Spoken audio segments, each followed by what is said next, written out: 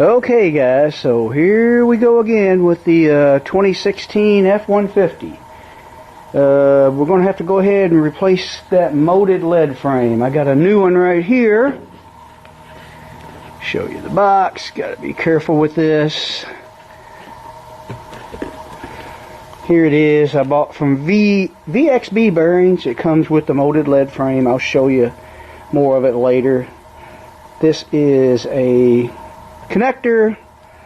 The guy I watched recommended to replace this. It also came with this sleeve here, and that's where everything plugs in. It also has a new filter. Came with a gasket I'm not going to use because the stock Ford gasket is reusable. We've already reused it once. If you've seen my past video to where I changed the fluid, and it's probably good again. It's hanging right there. I'm not going to film a lot of the working on it part because this is the first time I've done this, and I'm going to be running in and out of the house referring to a video of a guy who made a great video on how to do this. So I've done transmissions before, but older 3-speeds in cars like that, trucks like this, which this is a 3-speed manual. My race transmission, my 64 Fairlane. But this new stuff is kind of foreign to me, so it looks like it's not too bad from watching the video. I'll leave a link to the video I watched. This guy, Ford Tech Maculo or Maluco. I'm not pronouncing that right, I know.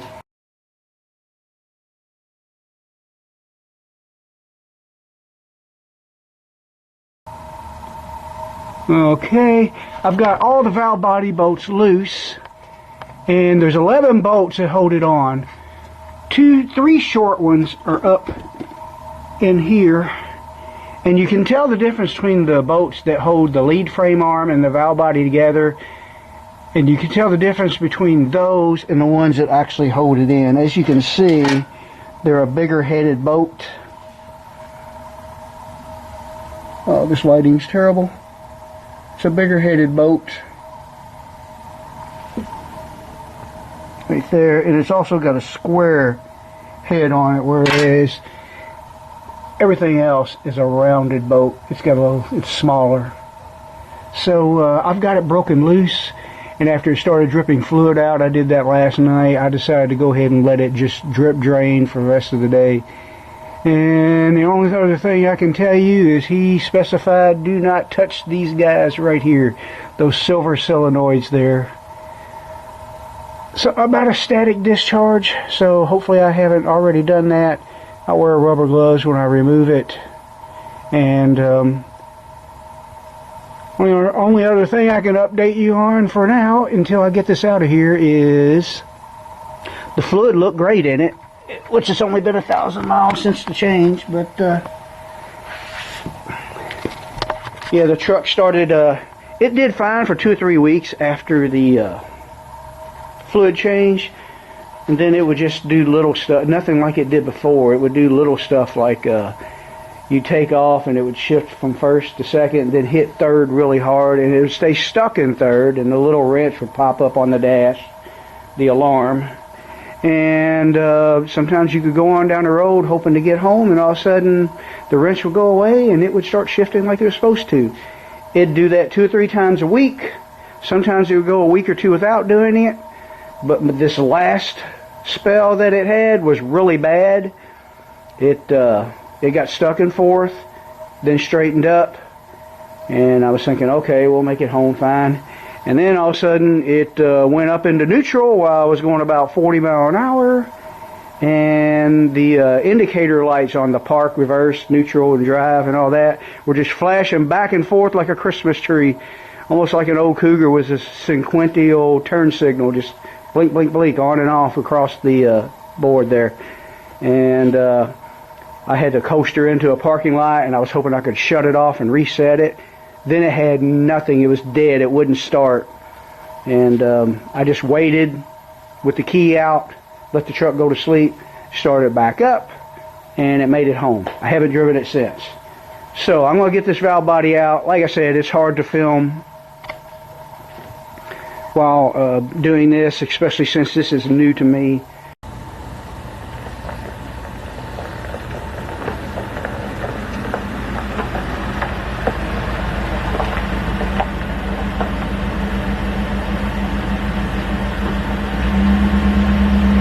Alright, so I'm doing another wrap up of another video I did not get to finish, and that is the recall repair that I had to do myself on the F-150. I did not take it in for the recall.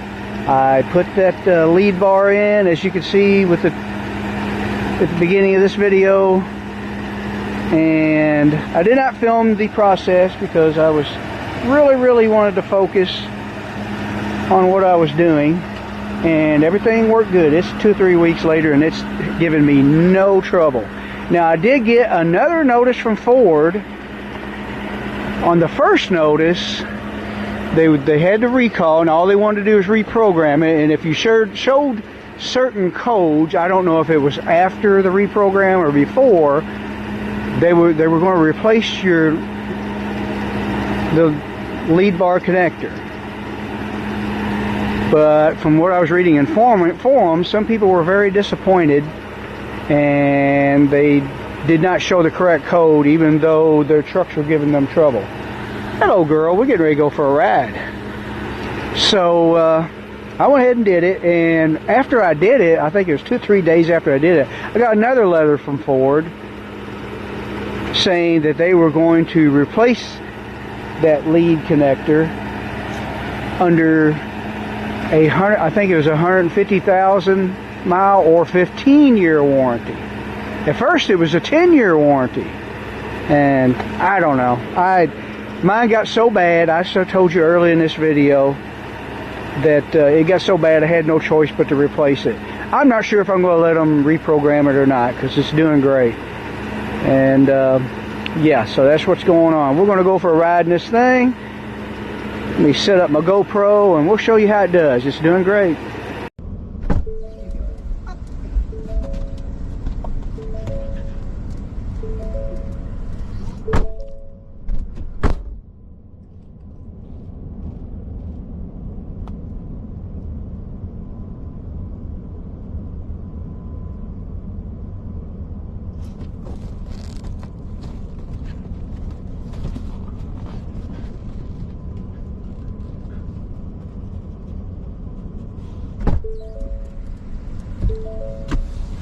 Let's show them how a repair worked. You ready to go for a ride, baby? Yeah, well, me too. Alright, so like I said, everything's been perfect. We'll just take a little ride, show you how well everything's doing. No more being stuck in the 3rd and 4th gear. And that last adventure before I fixed this was really bad. When I talked about the indicator lights going back and forth like a Christmas tree, it was the park, reverse, neutral, drive, medium, the M, second and first. It just kept going blink, blink, blink, one by one, on and off, all the way across the board. Then I shut it off to reset it. It was dead. Had to wait 5 minutes for it to start, but yeah. Watch this hill. I almost put Crystal's head into the dash of my other truck. Somebody popped over this hill as I was trying to get out of the driveway. It's a blind spot.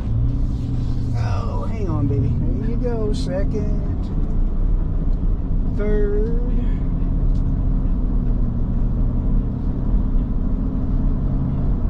4th,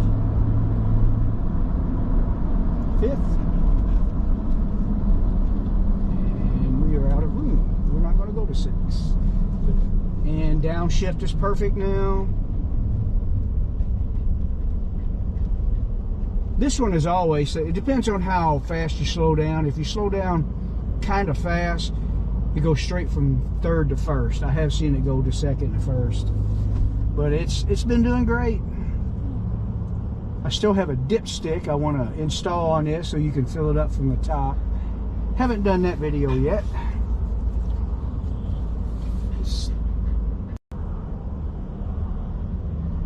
edit this waiting time at the red light. What is it?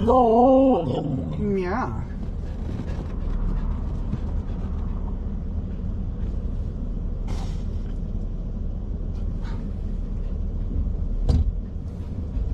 Finally. I don't know if my camera's working though. Whoops. Watch it. You get too excited.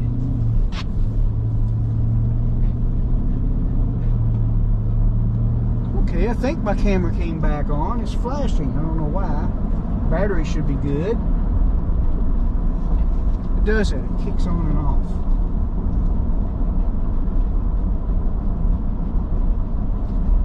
Yeah, as you can see, everything's perfect now. I think we're going on our 3rd or 4th week, and I had no trouble. So, if you guys, let me put it this way, to do this connector lead replacement, you don't necessarily have to have experience with rebuilding transmissions. If you have put a shift kit in a different transmission on your performance car or whatever, you can do this. This is actually easier than that. Phone disconnected. So,